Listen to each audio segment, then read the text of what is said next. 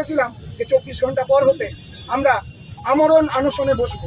এই মুহূর্ত থেকে আমরা সেই আমরণ অনশনে বসতে চলেছি। আমাদের সম্পূর্ণ কর্মবিরতি তুলে নিচ্ছি এবং হাসপাতালে কাজে আমরা ফিরছি, কিন্তু খাবার আমরা খাবো না। পুজোর মুখে রাজ্যকে ডেডলাইন বেঁধে দিয়েছিলেন জুনিয়র ডাক্তাররা। দাবি পূরণ না হওয়ায় আমরণ অনশনে বসেছেন তারা। আন্দোলনকারীদের 10 দফা দাবির মধ্যে রয়েছে সরকারি হাসপাতালে পরিকাঠামো উন্নয়নও। এই পরিস্থিতিতে নয়া তথ্য তুলে ধরে আন্দোলনকারীদের খোঁচা দিলেন তৃণমূলের প্রাক্তন রাজ্যসভার সাংসদ তথা মিডিয়া কমিটির সদস্য কুণাল ঘোষ। বাম জামানার তুলনায় মুখ্যমন্ত্রী মমতা বন্দ্যোপাধ্যায়ের সময় ঢেলে সেজেছে রাজ্যের সরকারি স্বাস্থ্য ব্যবস্থা। বেড়েছে মেডিকেল কলেজের সংখ্যা, বরাদ্দ হয়েছে অতিরিক্ত বেড, এমনকি রাজ্যের মেডিকেল কলেজগুলিতে ডাক্তারির আসন সংখ্যা ঊর্ধ্বমুখী। গত এক দশকে রাজ্যের স্বাস্থ্য পরিকাঠামো উন্নয়নের নথি তুলে ধরলেন কুণাল ঘোষ। কুণাল ঘোষের দেওয়া তথ্য অনুযায়ী 2011 সাল পর্যন্ত রাজ্যে প্রাথমিক স্বাস্থ্য কেন্দ্র ও মেডিকেল কলেজের সংখ্যা ছিল 1060টি। 2024 সালে বেড়ে দাঁড়িয়েছে 1889টি।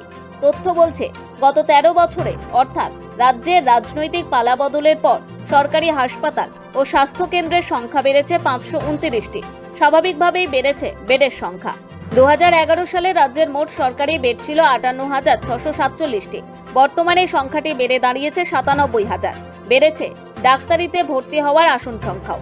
2011 সালে এমবিবিএস এর জন্য বরাদ্দ ছিল মোটে 1355টি সিট, এখন বেড়ে হয়েছে 5325টি।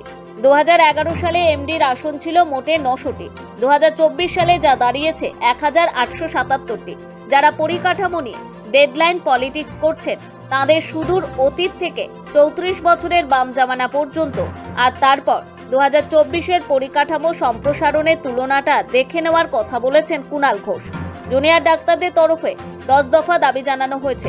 সেগুলি হলো নির্যাতিতা দ্রুত ন্যায় বিচার, স্বাস্থ্য সচিবের অপসারণ, হাসপাতালগুলিতে পুলিশের নিরাপত্তা বৃদ্ধি করা, সমস্ত সরকারি হাসপাতালে কেন্দ্রীয় রেফারেল ব্যবস্থা চালু করা, হাসপাতালের খালি বেডের মনিটরিং ব্যবস্থা চালু করা, ছাত্র সংসদ নির্বাচন, হাসপাতালগুলির শূন্যপদ পূরণ করা, হুমকি সংস্কৃতির সঙ্গে জড়িতদের বিরুদ্ধে পদক্ষেপ করা, দ্রুত সমস্ত হাসপাতালে টাস্কফোর্স গঠন করে সিসিটিভি বসানো, প্যানিক বোতামের ব্যবস্থা করা। তাদের পরিকাঠামো সংক্রান্ত দাবি দাওয়া নিয়ে আমরণ অনশনের হুমকির মাঝে তথ্য দিয়ে পাল্টা আক্রমণ শানালেন কুণাল ঘোষ। সৌভিক সান্যালের রিপোর্ট, সময় কলকাতা।